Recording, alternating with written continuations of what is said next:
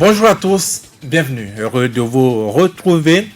C'est près de 40 milliards de francs CFA que l'État béninois est condamné à payer à Sébastien Germain Adiavon pour préjudice dans l'affaire de 18 kg de drogue dont il a été accusé. La Cour africaine des droits de l'homme a rendu son verdict jeudi dernier. Cela va être donc le principal sujet de cette émission avec pour invité Maître Paul Kato Atita, avocat. Il va donc nous éclairer sur les différents aspects de ce sujet. Maître Paul Kato Atita, bonjour. Bonjour. Vous êtes avocat, vous n'êtes pas avocat de Sébastien Germain Adiavon dans cette affaire, mais vous nous avez souvent éclairé, nous vous en savons gré. Ce qui a souvent été évoqué dans cette affaire ces derniers jours, c'est les chiffres, plusieurs chiffres. Tantôt 36 milliards de francs CFA, tantôt 40, tantôt moins. Qu'est-ce qu'on retient exactement comme préjudice à payer par l'État béninois à Sébastien Germain Adiavon? Bon, merci. Il faudrait dire que le dossier Sébastien Adiavon contre l'État béninois devant la Cour africaine des droits de l'homme et du peuple, disons que le verdict, pour être schématisé au plan professionnel, le verdict a été déjà rendu depuis longtemps. Longtemps depuis que la Cour a fixé les uns et les autres sur l'obligation qui est faite à l'État béninois de rétablir M. Adiavon au plan pénal dans toute sa virginité. Donc, c'était déjà terminé. Et ce qui s'est passé la dernière fois, ce n'est qu'un détail. La Cour ne pouvait pas, la dernière fois, contredire la grande décision qui a été déjà prise sur le volet pénal de la chose, pour les droits de l'homme. Donc, c'est un peu des détails. C'est-à-dire la réparation des préjudices, c'est une conséquence logique. Donc, c'est-à-dire que si je suis dans vos studios ce matin, ce n'est que dans la suite de ce qui a été toujours expliqué ici. Voilà, on a pu expliquer ici. Alors, donc, le montant, selon ce que nous avons appris par voie de presse, les extraits de la décision qui sont publiés sur les réseaux sociaux, tout ça avoisine à peu près 39 milliards ou 40 milliards. Et la Cour a donné des détails chiffrés, rubrique par rubrique. Ça a été toujours ça pour toute juridiction. Et ce que l'on peut remarquer, c'est que le quantum global que la Cour a retenu n'a plus atteint le quantum de la demande du requérant. Mais toujours est-il que c'est une décision de satisfaction, puisque c'est reconnaître qu'il a eu atteinte aux droits de l'homme, ça a été déjà reconnu. C'est reconnaître que ces atteintes ont eu apporté des préjudices et c'est accorder des réparations. La Cour apprécie souverainement les réparations, elle a apprécié. Sébastien Germain Adiavon demandait 550 milliards de francs CFA comme préjudice. Et finalement, on lui aura accordé, disons, un peu plus de 39 milliards, comme vous le disiez tantôt. Mais c'est très peu. J'ai dit déjà ici, dans les précédentes explications que j'ai fournies, que la Cour n'est pas tenue de suivre le requérant dans sa demande. Mais de là à voir ce fossé, c'est quand même... La Cour peut estimer que, oui, il est fondé dans sa demande, mais que la demande peut-être lui paraît exagérée. Et ça peut être le cas ici, une demande paraissant exagérée, la Cour la ramène dans ses justes proportions, et la Cour doit avoir déjà une jurisprudence, doit avoir peut-être dans les règles de procédure les éventails, le quantum de ce qu'un requérant peut, dans des cas donnés, solliciter et obtenir. Et donc la Cour restera donc certainement dans les limites de sa pratique. Mais si on retient 39 milliards de francs CFA pour un acteur qui payait plutôt déjà à l'État plus de 30 milliards de francs CFA par an comme impôt, est-ce que ce n'est pas vraiment peu pour des acteurs qui se sont arrêtés? En termes de chiffres, c'est vrai, c'est peu quand on voit le montant demandé. Mais en termes de satisfaction morale pour le requérant, c'est beaucoup. Parce que, imaginez-vous que la Cour arrive à dire à ce stade, ce qui est improbable, et que des questions de dommages et intérêts, etc., la Cour pouvait aller même plus en bas que ça. Ah bon? Ah oui, parce que vous ne pouvez pas savoir tous les motifs qu'elle pouvait retenir. Donc, c'est dire que Ce qui est important dans un cas comme celui-ci, je vois quand j'analyse, moi, c'est la satisfaction morale pour l'intéressé. Mais il n'a pas vraiment réparation, non? Réparation morale, réparation morale, d'accord, mais au plan financier, non? Au plan financier, vous ne pouvez pas dire que c'est peu, mais quand même 40 milliards à peu près, ce n'est pas négligeable. Et la Cour est allée loin, puisque la Cour a donné des délais pour l'exécution. On va y revenir, mais voilà. Pour certains, ce montant-là, s'il est bas, c'est pour aider l'État béninois à véritablement pouvoir rembourser Sébastien Diavon, pouvoir payer Sébastien Germain Diavon. Non, dans la pratique judiciaire, ce n'est pas tout ce que nous demandons en tant qu'avocat pour la clientèle qui est accordée. Il a le quantum que la Cour peut estimer, tout juge peut estimer exagéré, fondé dans le principe, mais exagéré dans la demande. Ça, c'est quotidien, c'est fréquent, nous rencontrons tous les jours devant les tribunaux. Donc, ce n'est pas... ça peut déranger de voir que c'est ce montant, mais c'est fréquent, nous sommes habitués à ça. Il n'y a pas que Sébastien Diavon dont les préjudices sont pris en compte, il a également son épouse, il a également ses enfants, ça c'est pas ordinaire, non? Et il a des cas que nous rencontrons pour lesquels le préjudice n'est pas forcément lié à la personne du requérant lui-même, mais le préjudice peut être étendu à ses proches, sa femme, ses enfants, même des amis. Ça dépend de liens d'amitié tel que c'est démontré au juge. Donc la décision du juge ici, en incluant la famille dans les dédommagements, c'est également des choses auxquelles nous sommes habitués. En quoi c'est fondé? Et ils ont dû justifier des préjudices, et généralement pour ces gens-là, c'est des préjudices au plan moral. Au plan moral, la femme a souffert de voir son mari dans un état de détresse pendant un bon moment. Les enfants ont souffert de voir papa dans un état de détresse pendant un moment. Cet état de détresse a empêché la femme de faire ci, de faire ça, les enfants de faire ci, de faire ça. Et c'est un préjudice généralement moral. Et je crois que la Cour l'a répété, l'a justifié. Ça a été motivé tel que ça se motive généralement devant nos tribunaux. Bon, maintenant, qu'est-ce que l'État béninois devrait faire? C'est vrai qu'il a un chronogramme. Au bout de 3 mois, il faut rendre compte. Au bout de 6 mois, on doit avoir fini de réparer donc ces préjudices-là. À votre avis, on doit s'attendre à quoi?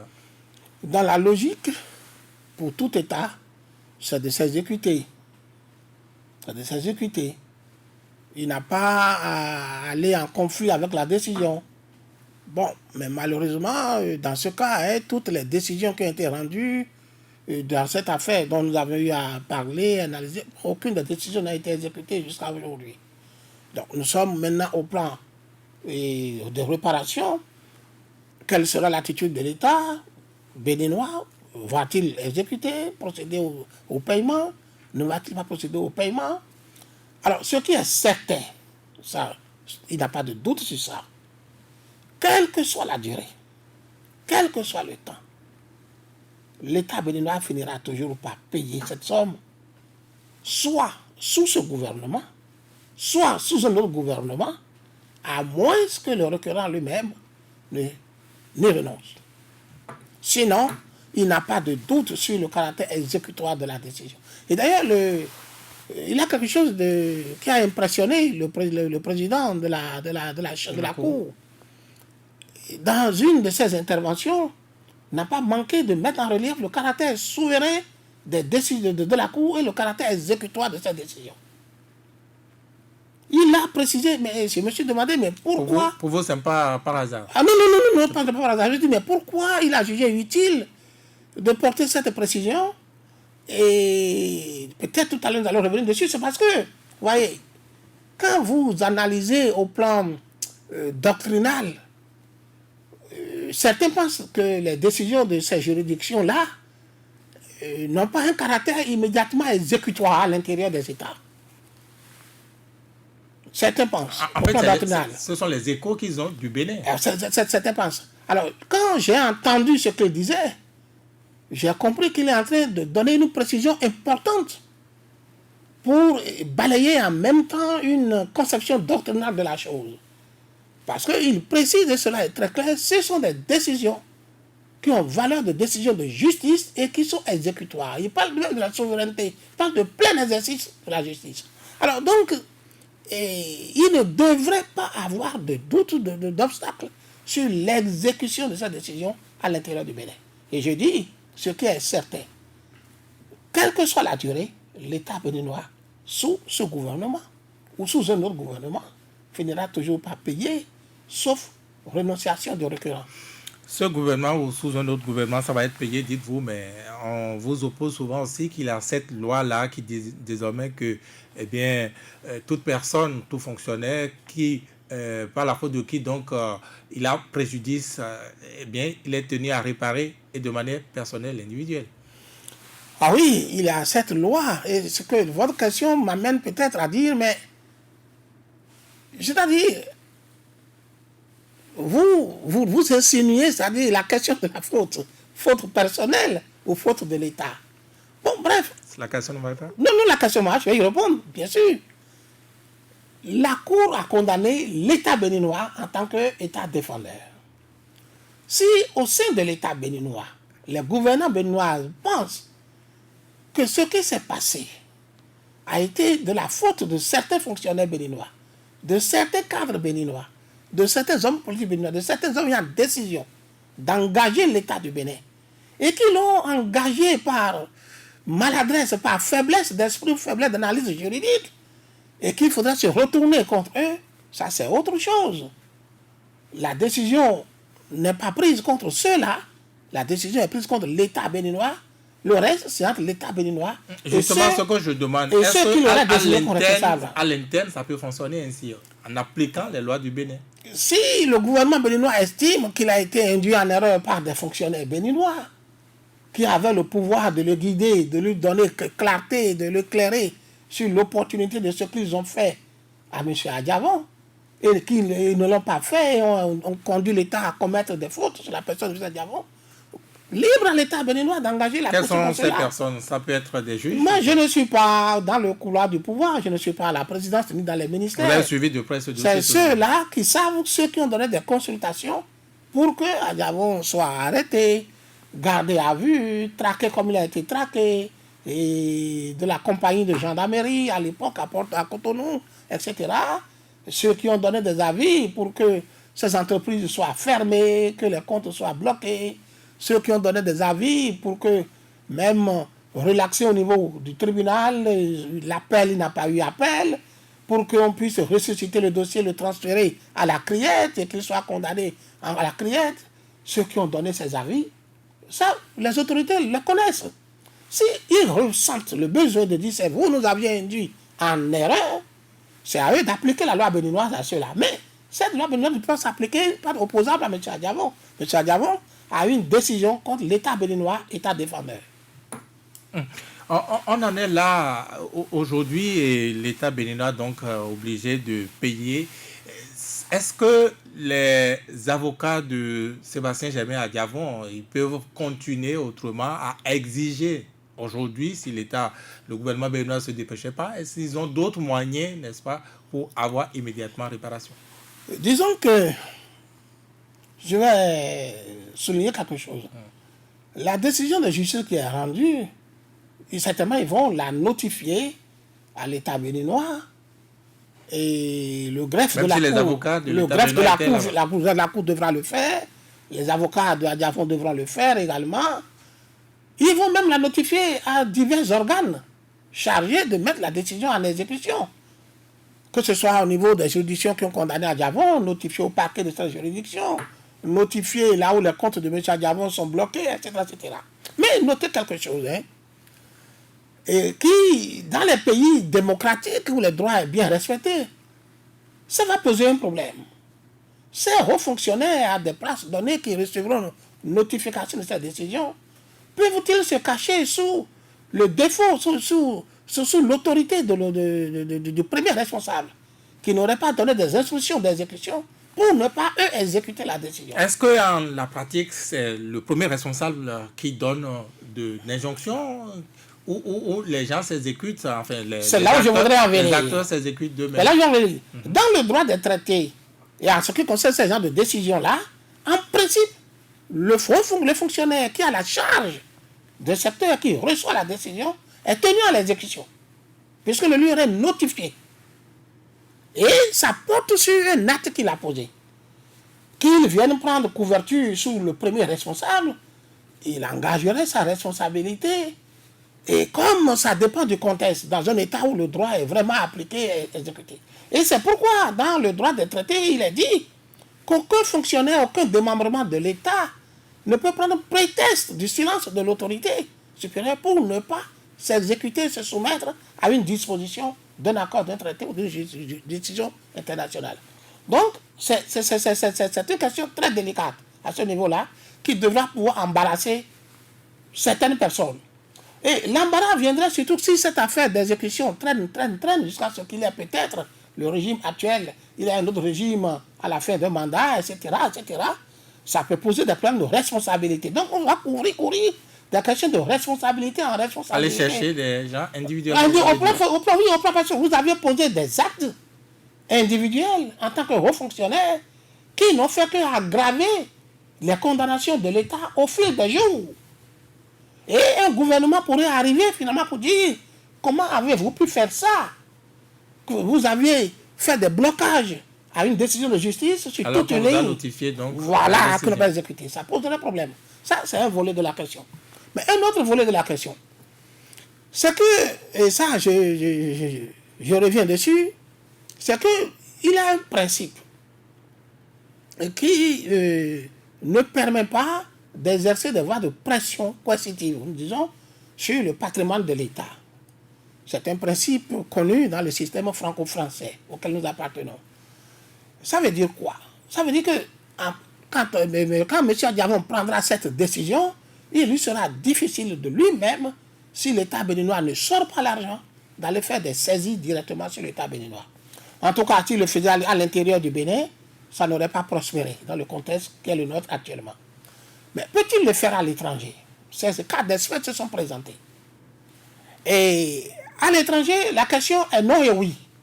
Non, lorsque également là, les fonds sont supposés appartenir, sont supposés être sous la souveraineté directe d'un État.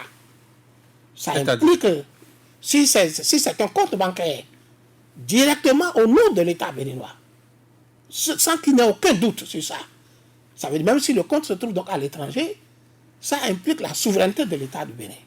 Il a problème. Mais si c'est des comptes appartenant à des structures dérivées de l'État, qui ne sont pas directement sous la couverture de l'État béninois, mais c'est cette structure, la possibilité a existé. Et là, les avocats d'Adiavon pouvaient trouver des voies de contournement pour faire exécuter une telle décision à l'étranger. Mais je ne pense pas que ce soit là l'objet de M. Adiavon. Et je répète, je ne suis pas son avocat. Mais à observer, quand je le prends dans sa grandeur d'homme, je pense que c'est plutôt moral. Et ce serait peut-être se rabaisser en venant à faire une exécution des saisies à l'étranger, se danser dans une polémique de procédure également. Là, vous lui donnez des conseils. Alors que c'est une question de temps. Quel que soit le temps, un gouvernement du Bénin sera tenu de s'exécuter, de soumettre la décision. Maître Paul Katouatita, on a tout de même entendu un des avocats donc, de Sébastien Germain à Diavon évoquer la possibilité donc, de bloquer les choses à la BCEAO. Ça revient à ce que j'ai dit tout à l'heure, de savoir si les trucs sont directement au nom de l'État du Bénin ou s'ils sont à d'autres noms. Un principe a toujours des faiblesses. Un principe n'est jamais absolu. Ils étudieront le moment venu les faiblesses de ce principe qui existe, je l'ai dit tout à l'heure, et verront par quel procédé ils vont prendre s'ils étaient décidés à passer par une voie d'exécution forcée. Mais ici, le problème qui se pose, la Cour est allée loin même en fixant déjà par avance, en reconnaissant déjà par avance le droit des intérêts sur la condamnation, passer un certain nombre de délais. Donc, la Cour a pris toutes les dispositions pour garantir le recouvrement de cette somme, cette condamnation. Est-ce qu'il faut, n'est-ce pas, s'attendre à ce que le gouvernement s'exécute de lui-même pour éviter donc ces intérêts à verser en plus de cela? Comment ça va se calculer exactement? Comment ça va se passer? Je vais dire une chose. On aurait dû éviter ces condamnations. On n'y est plus là. On aurait dû éviter ça. On n'a pas évité. Ces juridictions ne font pas des acrobaties comme d'autres. C'est des juridictions qui fonctionnent sur des principes connus, fixés, et qui sont des juridictions qui sont sous contrôle. Combien de juridictions de cette nature vous trouverez dans le monde? Cour africaine des droits de l'homme. Vous allez en Amérique, c'est la Cour américaine qui est là-bas.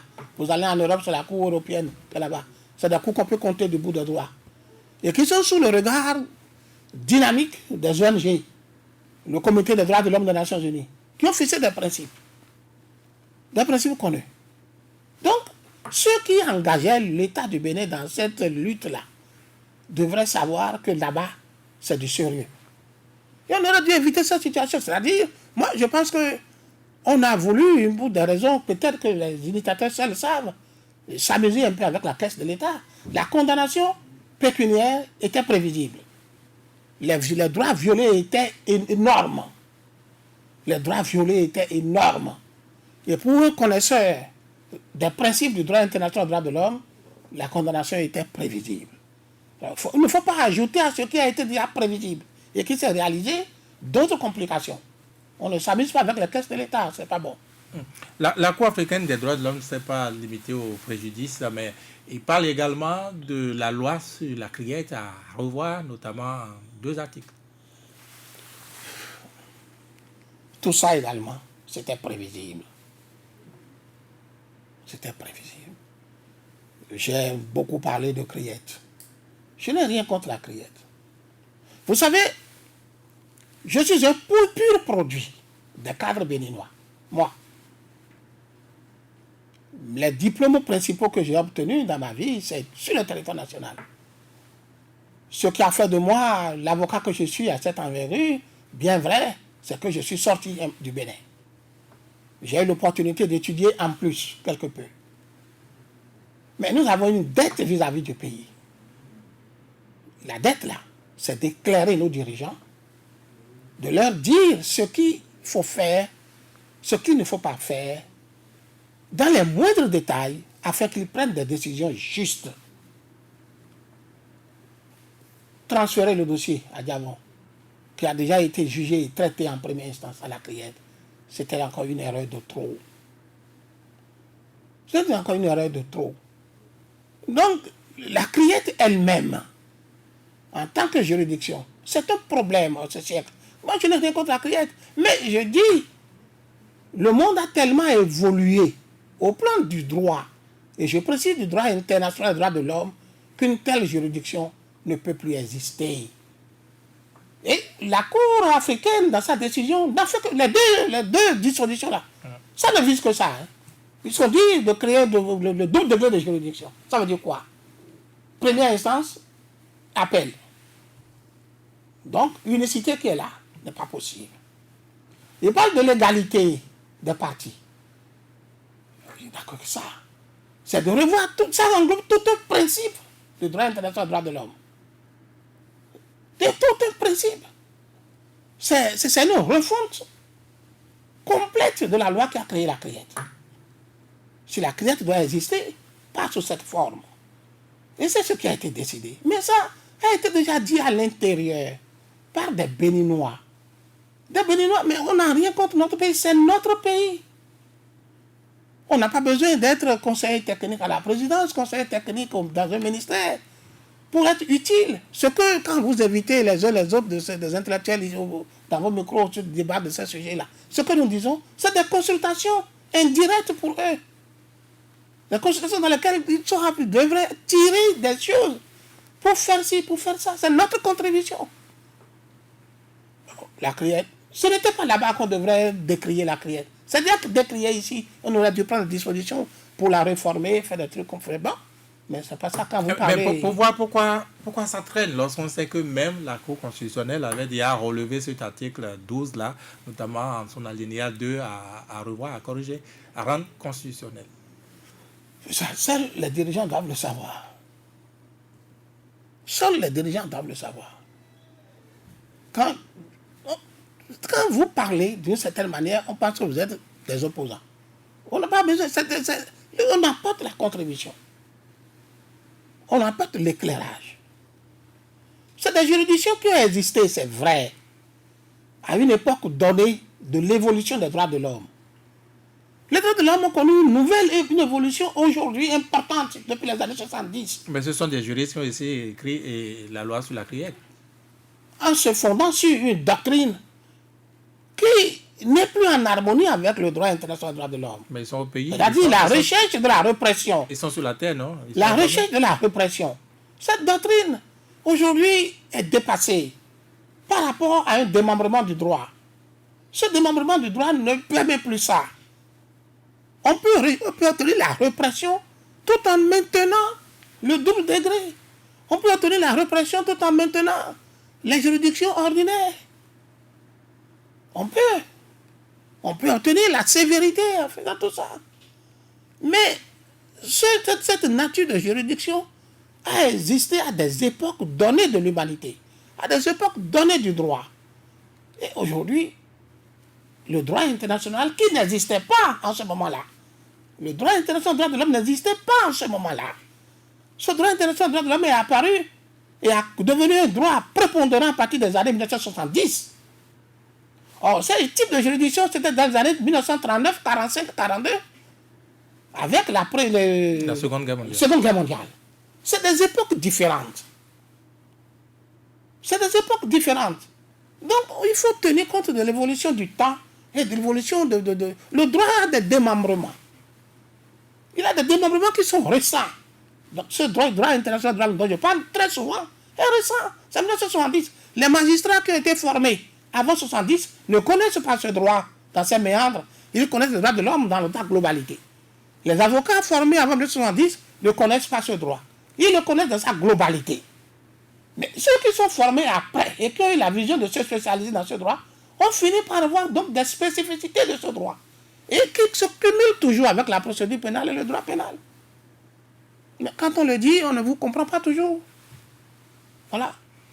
Oui, mais je repose la question. Est-ce que vous pensez que ceux qui ont écrit ou ceux qui écrivent ces lois, ceux qui donnent ce genre de conseils juridiques à nos gouvernants, ils ne savent pas vraiment, ils sont plutôt des années 70, comme vous dites? Peut-être ils se fondent sur une doctrine. J'ai dit tout à l'heure, cette juridiction a existé, ça a une doctrine. Ça a une doctrine. Et il y a des savants aujourd'hui qui continuent encore de promouvoir une partie de cette doctrine. Je ne suis pas ici pour faire donc une démonstration doctrinale de cette question-là, mais il y a des savants qui continuent de faire de tout ça. Mais quelque part se trouve un droit qui n'admet pas ça et qui veille sur le droit de l'homme, avec tout ce droit qui rentre en conflit avec ça. Et c'est ce que la Cour africaine a appliqué. C'est ça le problème. Maître Paul Kato-Atita, ceux-là qui sont jugés en l'état par la loi sur la criette, par la criette, est-ce qu'ils sont en mesure, ils ont la possibilité de faire le même geste, aller à Arusha également, n'est-ce pas, remettre en cause leur jugement? C'est une question pertinente, ça va être sur le problème.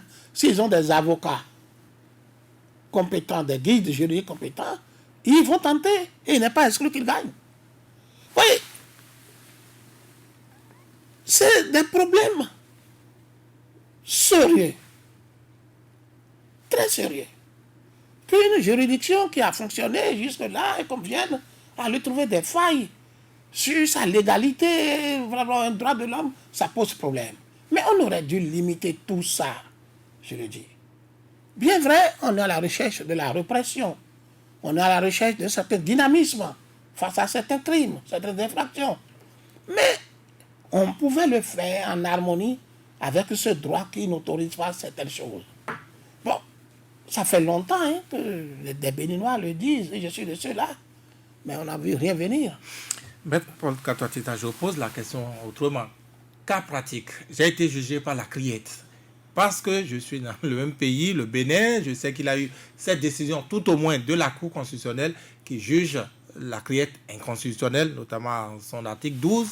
Est-ce que je peux vous solliciter, vous, avocat, et dire, au vu de cette décision de la Cour-là, eh bien, je remets en cause mon jugement? Pas forcément moi. Non, non, non, pas vous, c'est une fiction. Solliciter quelqu'un avocat, oui.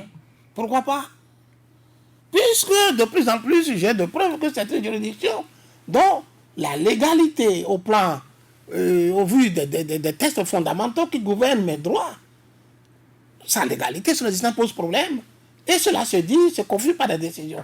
Je peux tout ça au juge. Mais le juge appréciera. Moi, j'ai été déjà jugé par cette juridiction. Mais voilà, vous venez chaque fois dire que c'est une juridiction qui pose que si ce n'est pas légal, si ce n'est pas légal, pas légal. Qu'est-ce que vous dites de ma condamnation? Eh bien, dans la pratique, est-ce que cela devait être compliqué de s'arrêter, n'est-ce pas, et de corriger la loi sur la criette et rendre légale, comme vous dites, la criette? Des Béninois, nous avons créé des difficultés par endroit au moyen de certaines réformes. Au moyen de certaines réformes. Et je dis que la question que vous posez, elle est pertinente. Et tôt ou tard, elle va se poser dans ce pays. Oui, mais pour Katoatita, la loi naît à l'Assemblée et ça se corrige à l'Assemblée. N'est-ce pas l'Assemblée qui devait, n'est-ce pas, prendre ses responsabilités? Mais les gens ne le font pas. Les gens ne le font pas. Et la question qui se pose, c'est que de plus en plus, on dit que la juridiction pose problème. Ça dit pose problème. Mais ça pose problème, mais des gens sont jugés et condamnés au fur et à mesure. Anormalement. Pas la juridiction telle qu'elle existe. Mais des gens qui certainement ne vont pas se taire. Qui un jour vont finir par s'accrocher à un avocat. Et qui va dire, nous allons tenter. Nous allons tenter que va surgir peut-être quelque chose d'inattendu.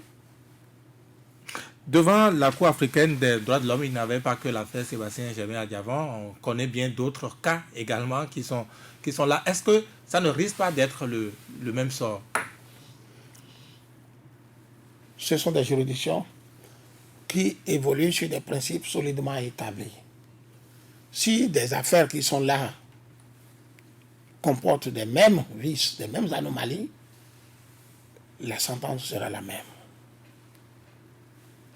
Et qu'est-ce que vous devenez, vous, juristes, notamment vous qui allez vendre vos compétences, la compétence béninoise à l'extérieur? Est-ce que ça ne porte pas préjudice également à vous, votre profession? À l'image du juriste béninois des hommes. Tout ce que vous faites chez vous a de reflets sur chacun de vos compatriotes, à l'étranger ou à l'intérieur. Tout ce que vous faites chez vous a de reflets sur vous.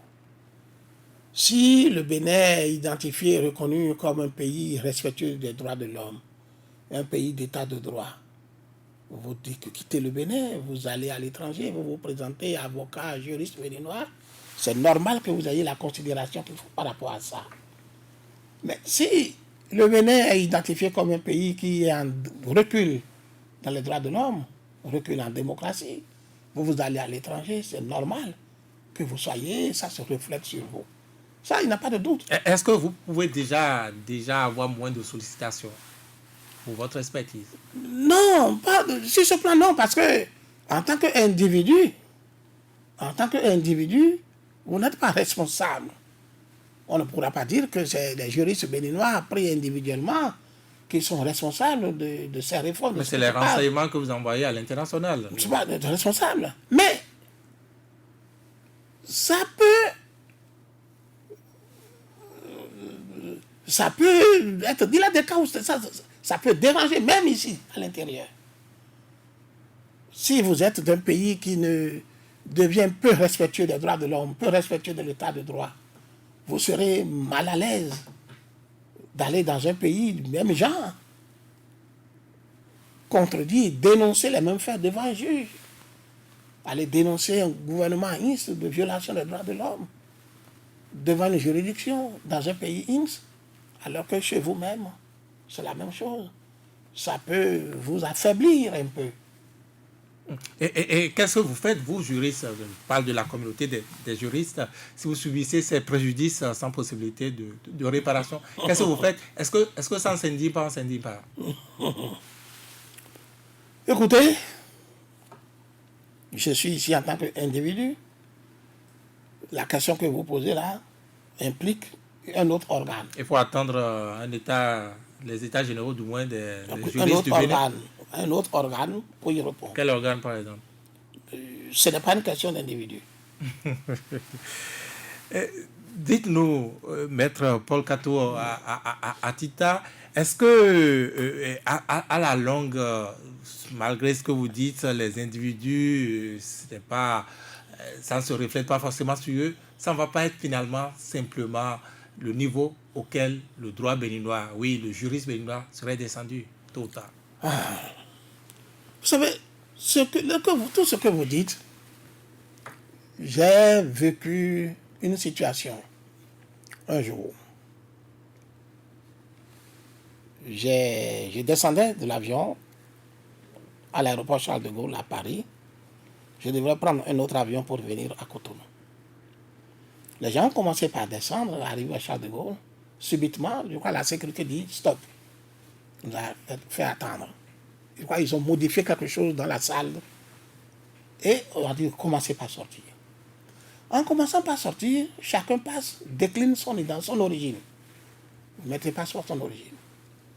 Il y a des passagers d'un certain nombre de pays donnés qu'on retenait. Les autres, on les retenait. Vous savez ce qui est arrivé quand je suis arrivé là? Dès que c'est arrivé, j'ai dit béninois, j'ai mis passeport, on m'a dit de continuer mon chemin. J'ai réfléchi dans ma tête.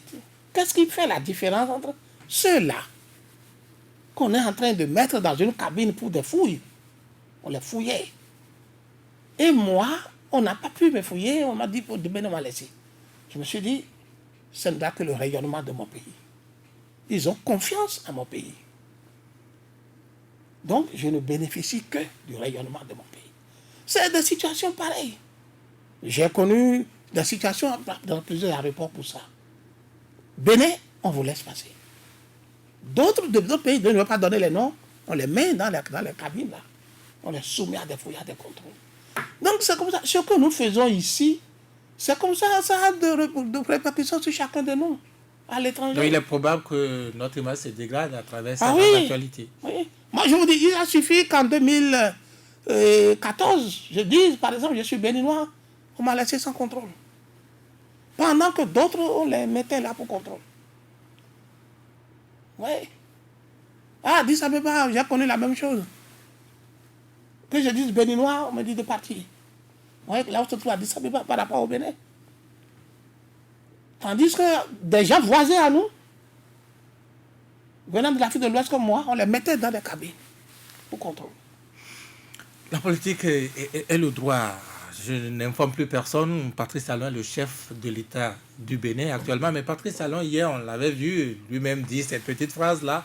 Un pays, un État qui ne respecte pas les décisions de justice, eh bien, cet État est un État voyou.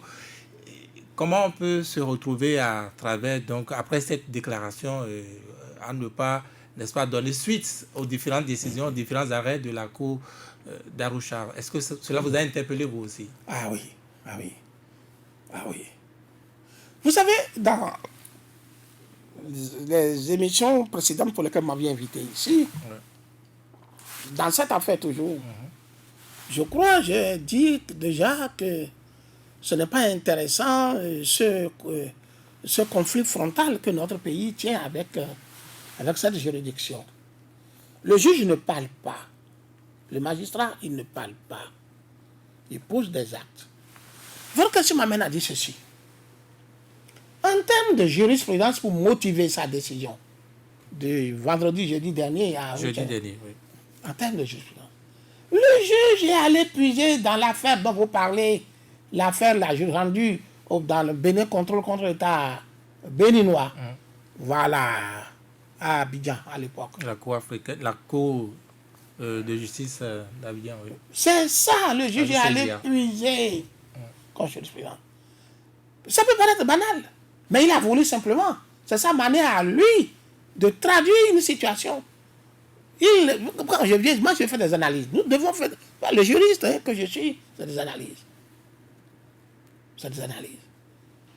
Je pense que c'est sa manière à lui de dire ce qu'il pense de ce que doit être la décision qui est rendue et de ce que les décisions précédemment rendues devaient être. Donc vous pensez que c'est un miroir, la conscience des... Ah oui, c'est pour dire, nous avions rendu certainement plusieurs décisions qui n'ont pas été exécutées. Nous sommes encore en train de rendre quelque chose qui va être exécuté. Mais il y a eu une décision quand même qui a été rendue et qui a été exécutée par une juridiction père-sœur dans telle affaire. Et le juge n'est pas sans savoir que l'affaire qu'il vise concernait le chef de l'État. Dans l'époque où il parlait,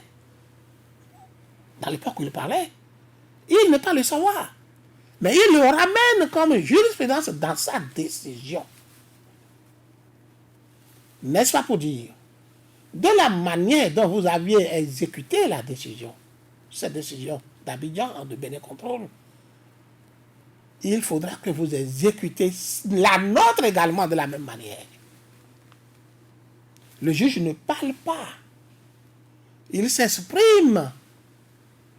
Pourquoi il n'est pas allé chercher notre jurisprudence? Il pouvait en trouver.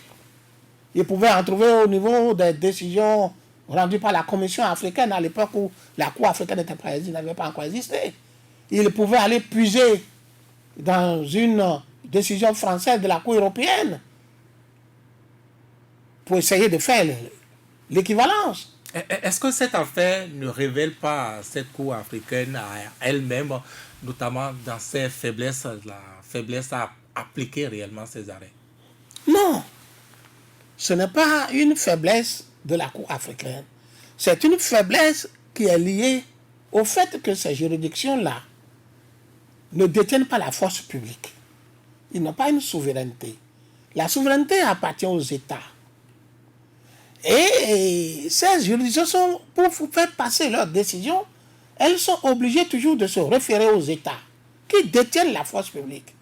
Donc, les moyens de pression d'exécution. C'est la même chose pour la CPI, qui n'a pas de force de pression personnelle et qui sont obligés donc de se rallier sur les États eux-mêmes. Et c'est aux États de savoir qu'ils sont tenus par des engagements internationaux. Mais une faiblesse tout de même, est-ce que c'est possible avec l'évolution que cela soit corrigé?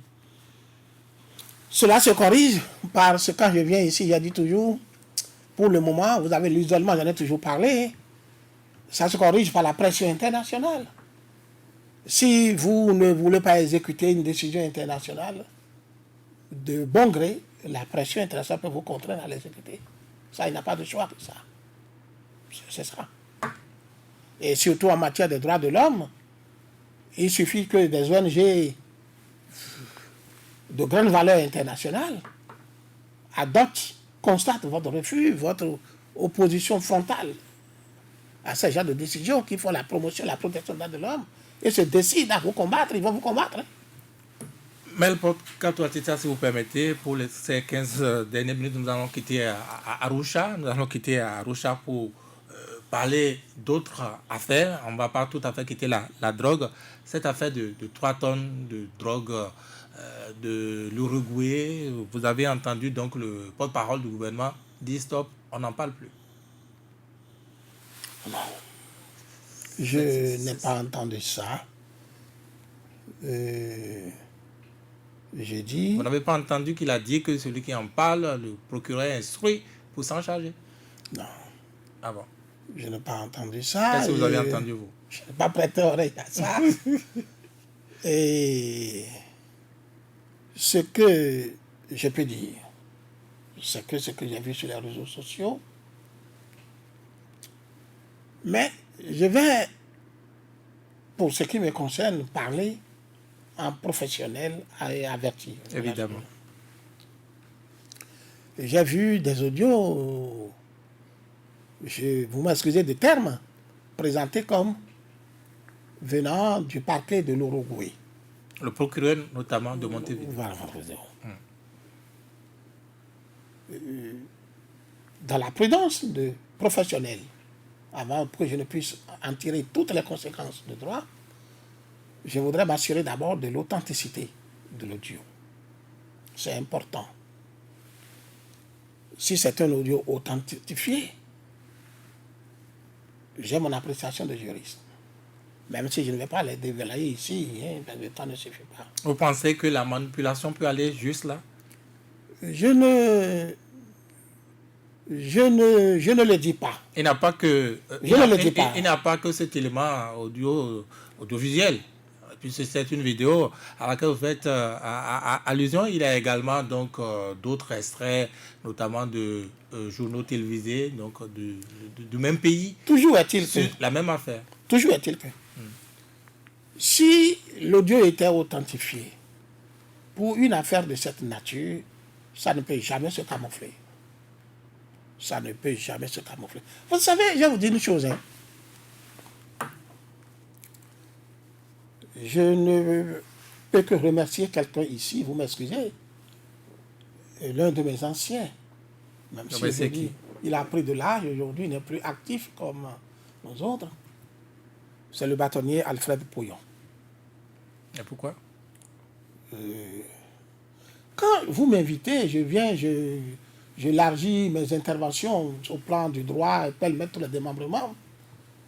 S'il y a quelqu'un à qui je vais devoir ça, c'est à lui.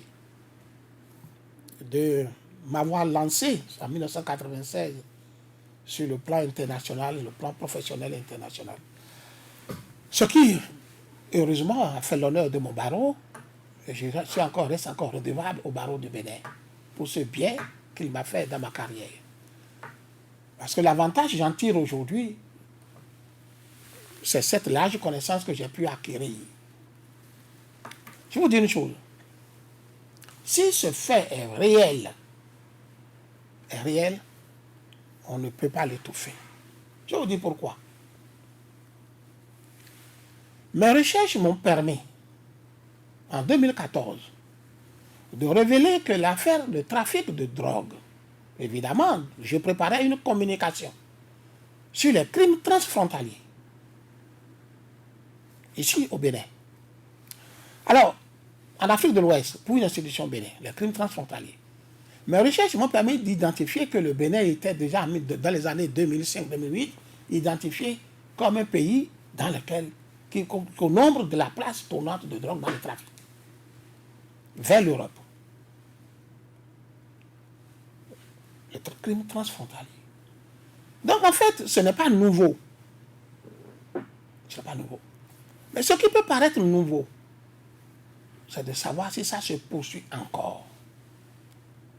Et si ça se poursuit encore, c'est dans l'authentification de cette vidéo-là que tout va sortir. Je dis ça pourquoi ça va se trouver. Pourquoi? Parce que les documents auxquels j'ai accédé sur ce crime transfrontalier en Afrique de l'Ouest, dans lequel il est parlé du Nigeria, du Bénin, de la Guinée, Bissau, etc., c'est des travaux des experts des Nations Unies. C'est un fait, c'est un dossier connu des Nations Unies.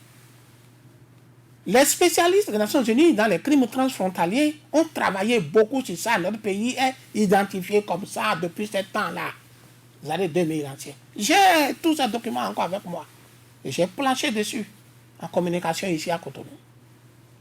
Donc pour un fait qui est déjà connu, un pays qui est déjà connu comme ça au plan international, par des experts, je dis bien des groupes d'experts des Nations Unies,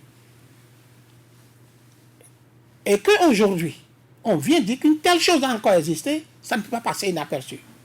Donc comme je dis, pour le moment, je n'ai rien à dire, je ne peux que me taire et voir si les audios là sont réellement des audios authentiques. Et qui peut le faire?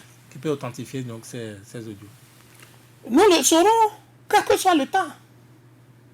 Si c'est authentique, ça va toujours, la fumée va sortir tôt ou tard. Si la fumée ne sort pas, c'est que ce n'est pas authentique. Parce que ça ne peut pas être camouflé. Je vous ai dit tout à l'heure que les groupes d'experts ont travaillé. Le nom du Bénin est cité plusieurs fois dans plusieurs de ces rapports. Et je vous ai dit, les crimes transfrontaliers dont fait partie le trafic de la drogue, j'ai fait une communication dessus. Et tout ça est connu. On ne peut pas étouffer ça. En attendant la fumée, on va parler d'un autre sujet, la révision de la Constitution. On ne vous a pas du tout entendu là-dessus, Maître Paul Katouatita. Alors, je vais être très simple.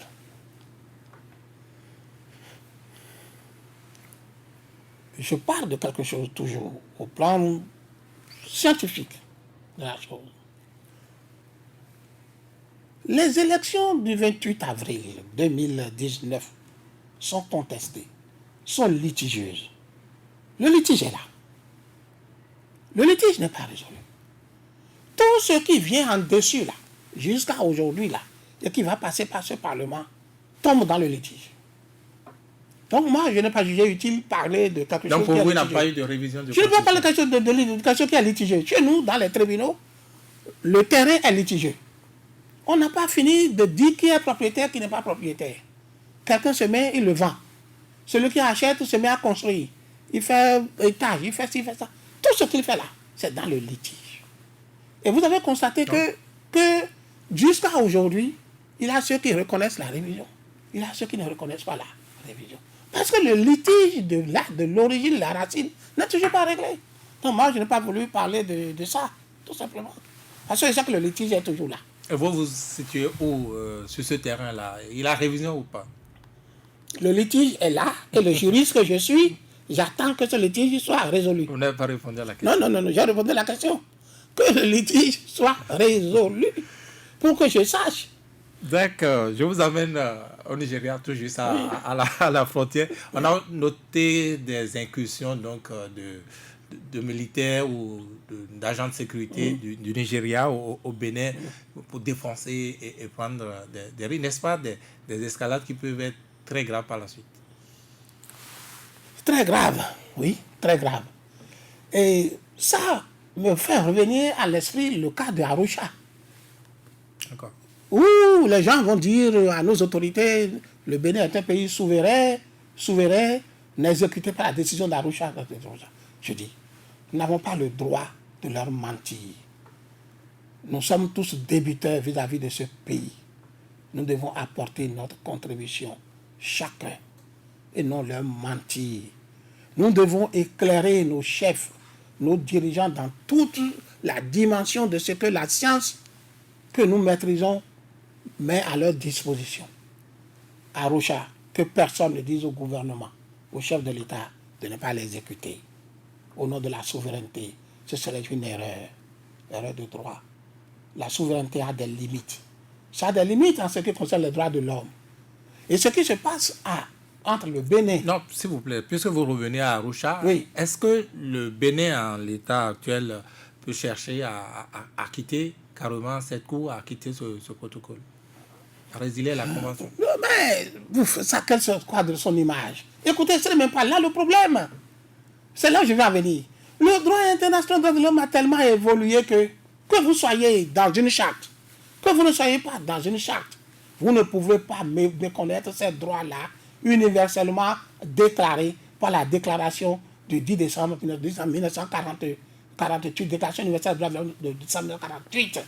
Ce n'est même pas l'appartenance. Quand les gens parlent d'appartenance, je ris moi. Ce n'est pas parce que vous n'appartenez pas à un organisme ou à un traité que vous avez le droit de méconnaître les droits de l'homme, de faire ce que vous voulez dans votre pays, de vos citoyens. Non. Revenons aux frontières. Il y a le caractère universel de ces droits. Et leur protection au plan universel. Alors, je continue. Donc, donc personne ne lui dit souveraineté pour ne pas exécuter Arusha. Ce qui se passe à la frontière là. Les souverainetés, parce que je lis ça beaucoup sur les réseaux sociaux, les Nigériens ont fait incursion là. Non, il faut se méfier. La souveraineté, oui, mais la souveraineté a des limites aussi. Il faut que nos dirigeants le savent et qu'ils soient éclairés dessus. Et bien analyser ce que veut le Nigeria, ce que dit le Nigeria. Le Nigeria a dit qu'il a des Béninois résidant au Bénin du Bénin amène sur son territoire des produits dont il n'a pas besoin, qui ne sont pas autorisés à rentrer chez lui. Il appelle ça contrebande. La contrebande, là, fait partie des crimes transfrontaliers. Je vous ai tout à l'heure déjà parlé. Hein. Le pétrole, le riz, c'est des crimes transfrontaliers. C'est dedans. Dis ça. Mais est-ce que la souveraineté nous autorise, nous, à laisser des gens sur notre territoire poser des actes nuisibles à un pays voisin? Non. C'est là où notre souveraineté a des limites. Oui, justement. Et à l'inverse, est-ce que cela autorise le Nigeria? Je viens d'arriver là. Les militaires nigériens à je viens d'arriver la là. frontière Non. et venir casser. Je viens d'arriver là. Non. Ici. Et le Nigeria s'en plaît. Il s'en plaît au point même de suspecter que c'est l'État béninois qui encourage ça. Et de vouloir transformer notre pays comme un pays qui entretient la contrebande d'État. C'est des choses graves. Quand les Nigérians parlent, il faut écouter les vocabulaires qu'ils utilisent. Et savoir que c'est des suspicions graves. Et nous devons agir en homme averti, prudent. Alors, quand nous nous prévalons de notre souveraineté, le Nigeria fait quoi? Les actes que les nôtres vont poser là-bas par la contrebande ne portent-ils pas atteinte à leur souveraineté? Il faut se poser la question. Et quand ça arrive comme ça, de quels sont les droits dont le Nigeria lui dispose par rapport à nous? Il faut l'expliquer ça comme ça. Le droit de violer la frontière du Bénin, l'espace béninois. Ils vont dire une chose. Ils vont dire une chose. Cette affaire de contrebande entre le Bénin et le Nigeria n'est pas d'aujourd'hui. Ce n'est pas une question du régime de la rupture. C'est depuis des décennies et des décennies. Il a eu des accords. Les gens se plaignent. Il a eu des accords de pêle-mêle. Ça n'a jamais trouvé de solution. Cette fois-ci, ils sont devenus beaucoup plus exigeants. Il faut écouter ce qu'ils disent. Vous n'avez pas répondu à la question. Je vais vers la question. Donne le droit de franchir. Ah oui, ils sont devenus plus exigeants. Et lorsqu'ils estiment qu'ils sont tellement exigeants maintenant, et que les produits qu'on amène chez eux continuent de venir et sont localisés quelque part sur notre territoire, il y a ce qu'on appelle le droit de suite en droit international public. Un droit bien vrai contesté, mais pratiqué, qui permet à un État d'aller à la recherche de l'arme du crime, de l'objet sur lequel porte l'infraction. Quand ils sont venus à Igolo, à quelque part au Keïta, fracasser les magasins, c'est le riz là qu'ils ont pris. Ils n'ont fait rien d'autre que ça. C'est ça le droit de suite. Il faut que les actes qu'ils posent là, il faut analyser ça et trouver son correspondant en droit. Que ceux qui entourent nos dirigeants expliquent tout et tout. Le droit de suite existe, et je dis bien un droit contesté, mais malheureusement un droit pratiqué. Et quand vous lisez les ouvrages, le pays le plus grand au monde, le plus puissant au monde, est celui qui soutient la thèse du droit de suite, c'est les États-Unis. Oui, mais ça peut être également une provocation, une déclaration de guerre, non? Ça, c'est autre chose. Ça ne se correspond pas avec le droit de suite. Que des militaires franchissent la frontière ainsi le droit de suite, et exercer la force. Non, le droit de suite, j'ai dit tout à l'heure, c'est un droit contesté mais pratiqué. Et un droit qui permet aux pays qui se sentent malmenés par les actes de notre pays d'aller rechercher les auteurs ou les objets qui lui portent préjudice. Sans l'accord, sans donc en parler avec les dirigeants de l'homologue. Allez voir dans les ouvrages. Allez voir dans les ouvrages. Moi, je ne dis rien au hasard. Je dis, allez voir dans les ouvrages. Vous allez voir tout ce que je dis là. Et j'ai dit tout à l'heure, cette thèse de droit de suite, mais ce que vous dites, c'est le droit, c'est la puissance, la plus première puissance du monde qui soutient ça. Ça ressemble plus à du désordre que du droit. Ce n'est pas un désordre pour ceux qui le soutiennent. Pas parce que la question est la suivante. La question est la suivante. Un État n'est pas exempt de responsabilité lorsque des actes nuisibles se font de son territoire vers un autre. Mais ça peut se régler autrement. Et les États, ils vont croiser les bras à votre bon vouloir. À votre bon vouloir. Je dis une chose. Ceux qui ont des magasins pêle-mêle dans les frontières, là, avec le riz que les gens connaissent là, il faut les sensibiliser à dégager leurs marchandises. C'est une question, c'est-à-dire que si nous avons ce pays-là, il faut éviter de laisser des faiblesses. Des faiblesses. Et les faiblesses, il y en a dans ces cas-là de la frontière. Ces magasins-là, on a qu'à dégager les riz là, les sécuriser quelque part dans l'intérêt de notre pays. On se plaint du carburant, du pétrole. Le carburant, ce n'est pas l'affaire du régime de la rupture. C'est les Béninois eux-mêmes qui n'ont jamais voulu aller à la pompe acheter du carburant. Depuis des décennies, mettant nos gouvernements dans l'impossibilité de développer l'infrastructure de carburant dans le pays. Pendant que le pays dont ils prennent ça se plaint tout le temps. La plainte est devenue maintenant exacerbée ces temps-ci. Exposant le pays à une faiblesse de sa souveraineté. Mais si vous permettez, nous allons à présent prendre les auditeurs au numéro suivant, le 64 44 02 44 et le 96 27 71 49. C'est un tout nouveau numéro, je répète, le 96 27 71 49. Nous avons déjà le tout premier en ligne. Bonjour. Bonjour, monsieur le journaliste. Votre nom, s'il vous plaît. Mignon da Silva. Oui. Je vais demander à la radio Soleil FM d'avoir l'amabilité de nous faire passer intégralement la décision du juge de Arusha. Et plusieurs fois pour que nous, citoyens, nous soyons dans les normes pour répondre à ces débats. Monsieur l'invité, je vous dis bonjour. Bonjour. Je voudrais savoir, en ce qui concerne le problème de génocide, y a-t-il pas de grille quand pour celui qui a volé un poulet, on lui donne 3 mois de prison ferme. Celui qui a volé un mouton, 4 à 5 mois de prison ferme. Celui qui a diffusé simplement une écriture, on lui donne 200. En plus, amende et mandat d'arrêt. Y a-t-il pas une grille? Quelle est la considération que tous les autres procureurs de la République du monde et tous les juges du monde qui vont recevoir ces mandats d'arrêt donneront à nos juges dans des situations pareilles?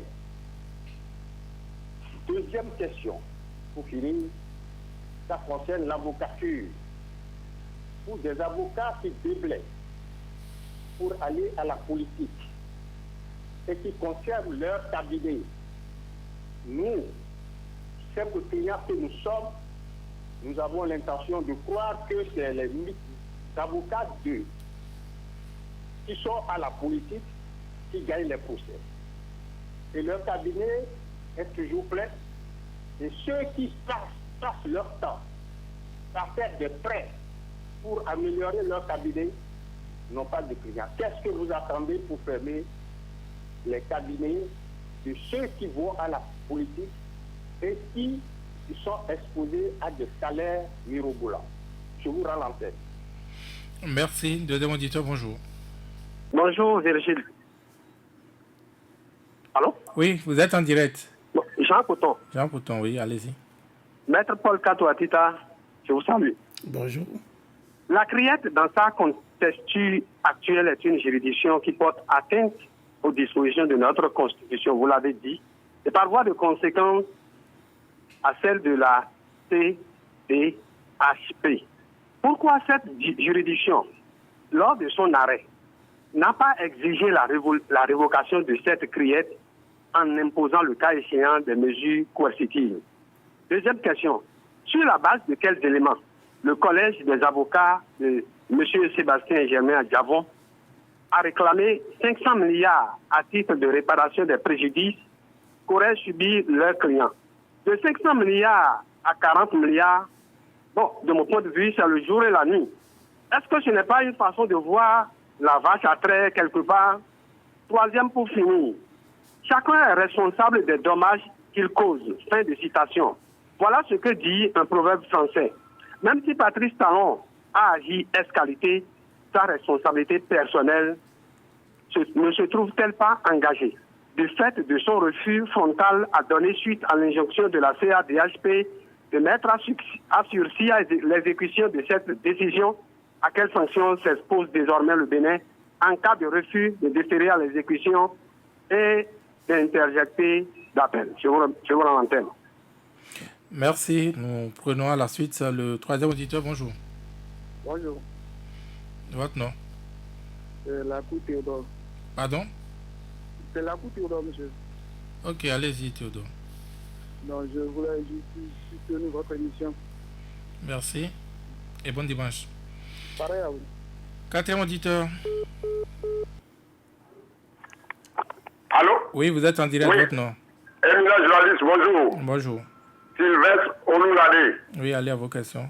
Maître Kato Atita, bonjour. Bonjour. Je vous admire. Je vous apprécie, tout comme le grand journaliste Vigile en français, pour ne pas créer de jaloux. Longue vie à vous. Merci. Maître. Merci. Maître, est-ce que la Cour africaine des droits de l'homme connaît les chiffres d'affaires du président Diavon ou bien de Kadian Komon? Deuxième question, est-ce que la Cour africaine connaît la somme que verse le président Diavon ou bien Kadian Komon comme impôt dans la caisse de l'État béninois? Troisième question, maître, est-ce que vous ne voyez pas que 36 ou 39 milliards comme dommages et intérêts au président Diavon est insignifiant avec toutes ces humiliations, tous ces comment dirais-je, tel sabotage contre cet homme, ce garçon de cœur? Est-ce que vous ne voyez pas que c'est insignifiant? Même 500 milliards, j'allais dire qu'on dit, c'est insignifiant. Il faut même 1000 milliards pour dédommager cet homme. Je vous remercie. Merci à vous. Nous sommes au cinquième auditeur. Oui, bonjour. Bonjour, Vigile Avanceur. Bonjour. Comment vous allez? Ça va très bien. Bonjour, Maître Kato Atita. Bonjour. Benjamin Bossere, je vous appelle Darolou Yemen. Monsieur Maître Kato Atita, vraiment, vous faites la fierté, je dis bien, vous faites la fierté de la cour, de la juridiction béninoise. Vous êtes un bon avocat. J'ai une seule question pour vous. Je voudrais vous demander quel est le pouvoir que dispose la Cour africaine des droits de l'homme pour convaincre le président Talon et son gouvernement à verser ses droits à l'opérateur Sébastien Diavon. C'est la seule question que j'ai pour vous. Merci et bon dimanche à vous. Merci à vous. Sixième auditeur, oui, bonjour. Bonjour, monsieur. C'est monsieur Liga Innocent. Liga Innocent. Oui. Oui, allez-y. Je savais votre métier. Bon, je vais demander. Diminuez le volume de votre pause, s'il vous plaît. D'accord. En cas où si le Bénin n'a pas pu donner l'argent là, qu'est-ce que le président le coup là, qu'est-ce qu'on peut nous faire en cas de non-respect? D'accord, on a compris votre question. D'accord. Merci. Septième auditeur, bonjour. Oui, bonjour, monsieur Vizier Amancé. Bonjour. Sébastien Yonkoso. Oui, allez à vos questions. Soyez les bienvenus. Merci. Bonjour, maître Kato Atita. Bonjour. Maître Kato Atita, je vous salue. Je m'incline, je vais dire, parce que vous êtes toujours égal à vous-même et avoir toujours l'éthique, la morale dans la déontologie de votre métier, le métier d'un juriste. Vous avez dit sur les antennes et un jour que l'éthique et la morale ne vous amènent pas à aller contre un dossier que vous aviez en temps défendu. C'est-à-dire, étant avocat, vous m'aviez défendu entre-temps contre l'État et aujourd'hui, l'État vous appelle, maintenant vous défendez. L'État vous appelle, vous devenez l'avocat de l'État contre moi. Ma question, est-ce que en droit, je vois que la chose peut être possible en droit devant vous les juristes, mais devant nous, analphabètes, devant les enfants qui n'ont aucune notion de droit, voir des personnalités, des papas, des pères de famille, dire quelque chose hier et venir dire tout le contraire devant ses enfants. Quelle éducation ça peut donner? Est-ce que cela éduque? Deuxième question pour finir. Voilà la condamnation de près de 39 milliards. C'était prévisible, vous aviez aussi prévenu l'État. Maintenant, les emplois qui sont détruits ou qui sont en voie ou en cours de destruction profitent à qui? Est-ce que l'État a le souci de sauvegarder ces emplois quand ces employés sont des Béninois et peut-être ils ont voté aussi pour la telle présidence et à cause de ce combat, ils souffrent maintenant à la maison. Qu'en dites-vous? C'était Sébastien Nyorosso. Bon dimanche à vous. Merci à vous, Sébastien Nyorosso. Je crois que nous allons prendre un tout dernier auditeur. Encore. Bonjour. Bonjour, Brigitte Avancet. Bonjour. Zachary, et vous le dites. Oui. Maître Kapita. Vous êtes bon. Maître Kapita, félicitations à vous. J'ai une grande question pour vous. Pardon? J'ai une grande question. J'ai entendu une trentaine de questions. Une grande question. D'accord, allez-y. Maître Kapita, avez-vous connaissance de pareilles situations où un État a refusé d'exécuter des décisions d'une justice internationale? Et quelle a été la suite? Première question.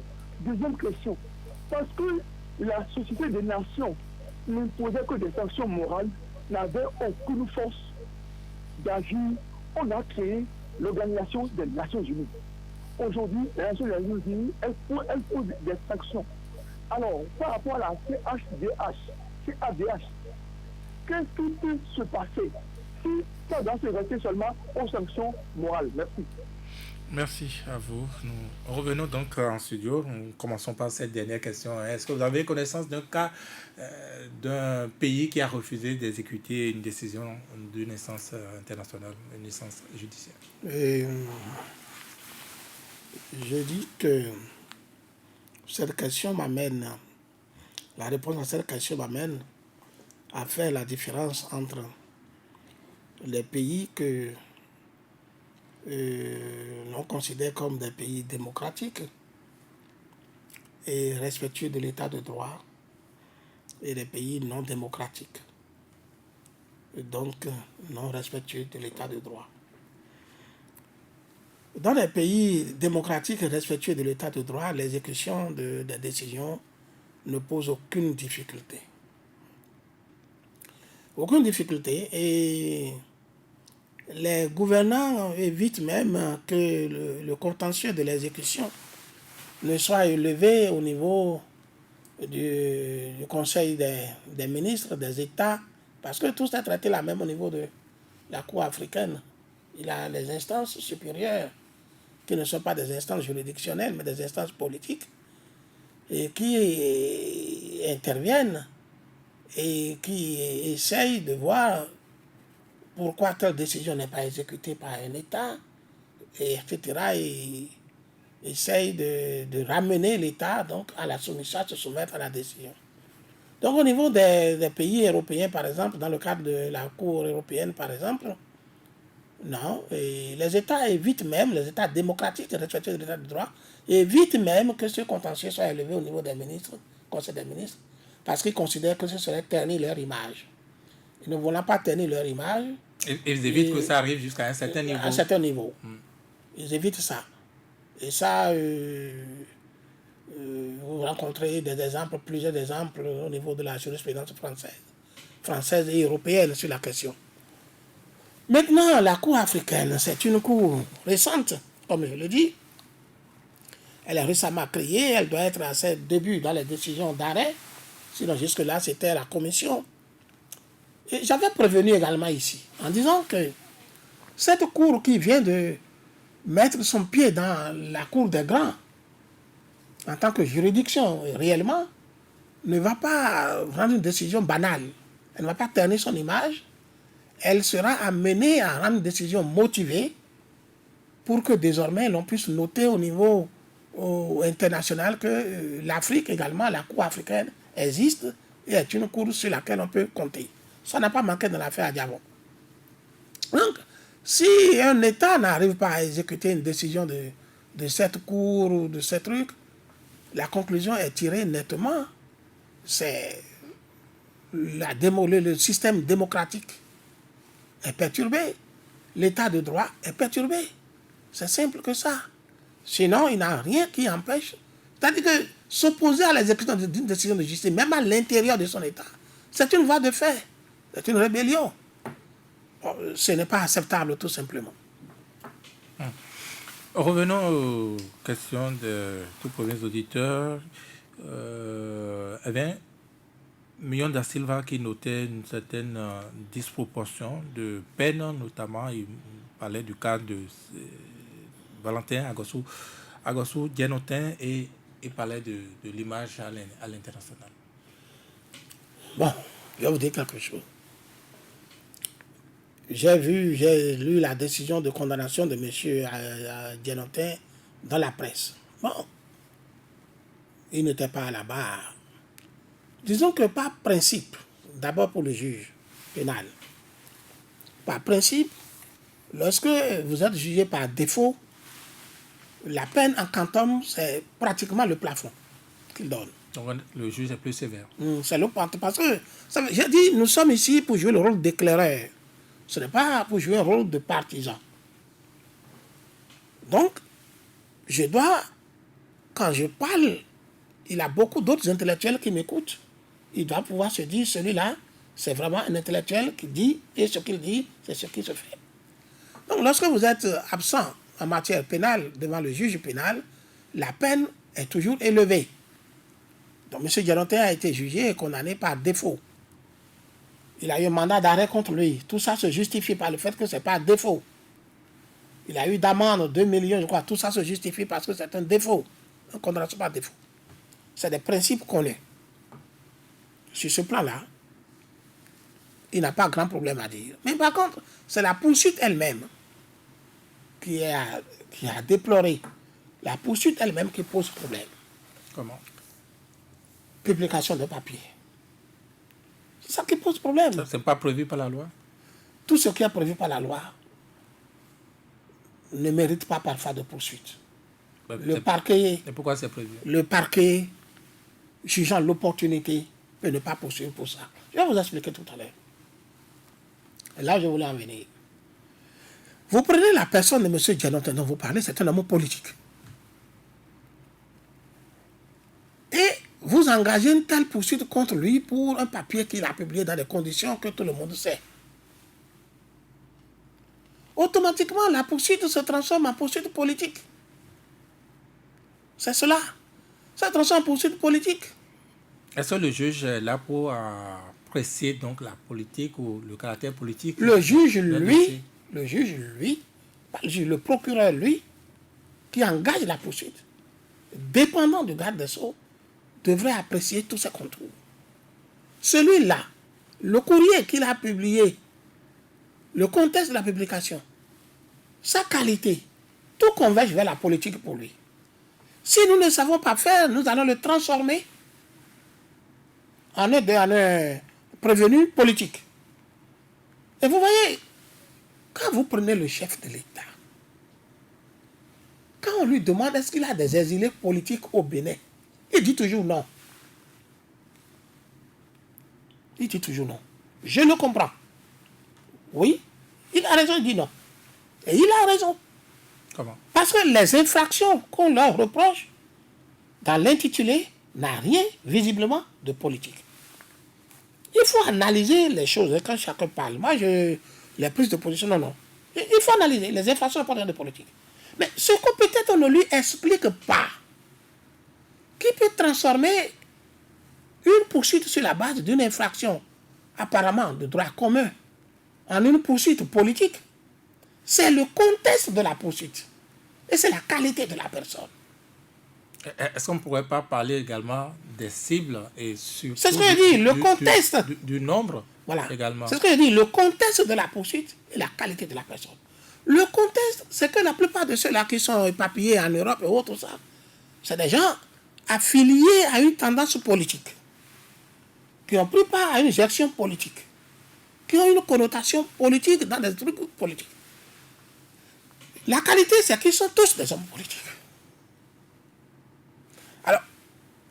quand on tient compte du contexte et de la qualité, on sort du droit commun et on vient en surface à une posture politique. Et ça, c'est les cadres encore, c'est les intellectuels qui devraient, dans les explications qu'ils donnent au chef, lui porter toutes ces nuances pour lui permettre de se décider. Très rapidement, puisqu'il y a d'autres questions. Les cabinets des avocats qui vont en politique sont les cabinets les plus fréquentés. Ça, c'est une question qui dépasse ma compétence. Et pourquoi vous n'êtes pas avocat? Vous n'êtes plus avocat? Et ça relève plutôt, je pense qu'il reviendrait plutôt à l'ordre, aux bâtonniers, c'est un constat. Est-ce que vous le et aux partagez? bâtonniers de régler ce problème. Donc, vous En approuvez, débattre. c'est réel alors? Ce que je sais, c'est qu'au vu de la loi, lorsque vous êtes avocat, vous êtes nommé à une fonction donnée, au plan politique, au plan administratif, vous sortez de votre cabinet. Mais il serait mieux ce que dit le monsieur. C'est peut-être qu'on ne sort pas de façon effective. Mais vous savez que c'est une fiction. Non? Voilà. Et c'est ça, là, je dis, il revient à l'autorité qui a le pouvoir de réguler,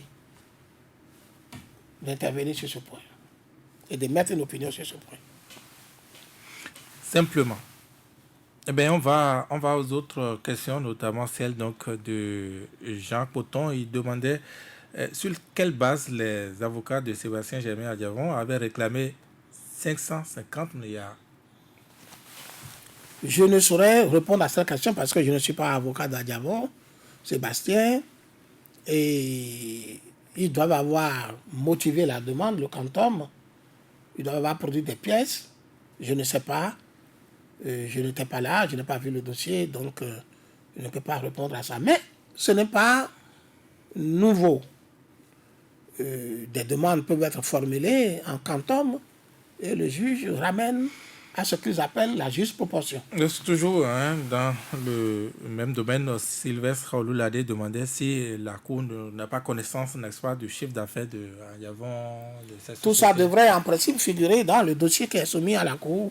Je ne peux pas y répondre parce que je n'ai pas assez à ça et je ne suis pas son avocat comme je le dis. Jean Coton, est-ce que la responsabilité personnelle de Patrice Talon n'est pas engagée? Non, vous voyez, c'est personnel, c'est un peu, c'est trop dit. C'est trop dit. C'est trop dit. Et la procédure devant la Cour africaine, c'est M. Adjavon qui l'a initié.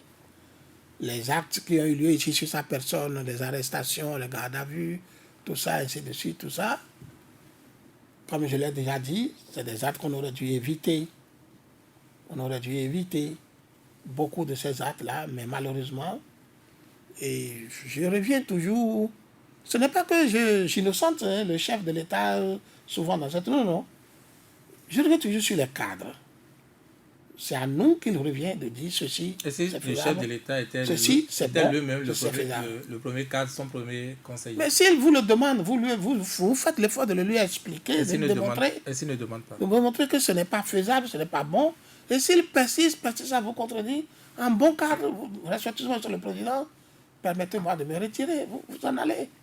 Il faut que la démission puisse exister, on peut démissionner. Mais si vous l'accompagnez, vous faites tout, vous ne pouvez pas venir dire après que c'est lui. Lui, il n'est pas du domaine. C'est vous qui êtes du domaine, c'est vous qui connaissez. Vous êtes les cadres, c'est vous qui êtes son éclaireur.